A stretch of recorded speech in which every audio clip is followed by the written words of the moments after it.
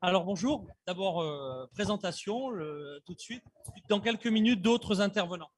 Merci beaucoup. Bonjour, moi je m'appelle Samatar Abdi Osman. Je suis un entrepreneur social, fondateur du premier incubateur à Djibouti pour accompagner justement et former les nouveaux talents qui vont impacter définitivement et transformer Djibouti et consolider sa position de hub de l'Afrique de l'Est.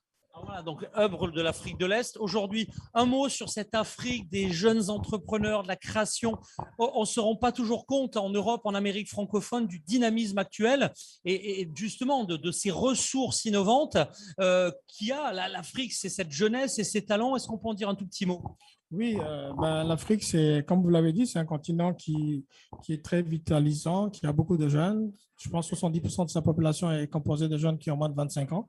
Et il est important, et pareil pour Djibouti, il est important que ces jeunes puissent, dès aujourd'hui, puissent apprivoiser les outils numériques pour essayer d'apporter de la valeur, essayer de transformer leurs écosystèmes. Alors justement, les communautés du village francophone, 19 pays, 35 régions sont là pour créer des ponts.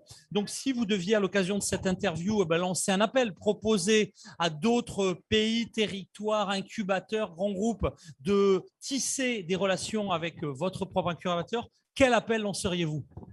Tout simplement dire, nous sommes en place à Djibouti depuis maintenant 4 ans et demi. Et nous avons déjà fait pas mal de choses sur le plan local à Djibouti. Et nous faisons partie pas mal de réseaux déjà panafricains. On travaille beaucoup avec des acteurs que j'ai rencontrés ici.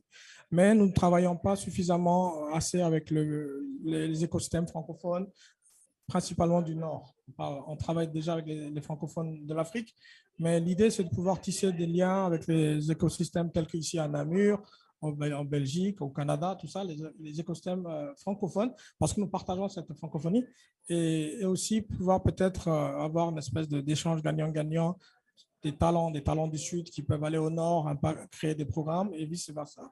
Parce que souvent, c'est le Nord qui vient vers le Sud. C'est souvent descendant, alors que quand on connaît vraiment l'intérieur, une créativité incroyable et des techs qui souvent sont bloqués parce que la tuyauterie pour les faire descendre ou remonter n'est pas fluide. C'est ça l'enjeu. Et le dynamisme et la créativité, elle est présente dans nos pays. Comme je disais tout à l'heure, la jeunesse qui est vibrante, qui a beaucoup de projets. Et définitivement, nous aussi, c'est ça. C'est vraiment essayer d'apporter des solutions concrètes grâce à la technologie, mais ne pas oublier que les défis sont immenses et pouvoir bénéficier de l'espèce de partenariat gagnant-gagnant avec ce genre d'écosystème, ce laboratoire, comme vous l'avez dit, ce village innovant francophone, c'est très important et on fera en sorte de pouvoir concrétiser ça très prochainement.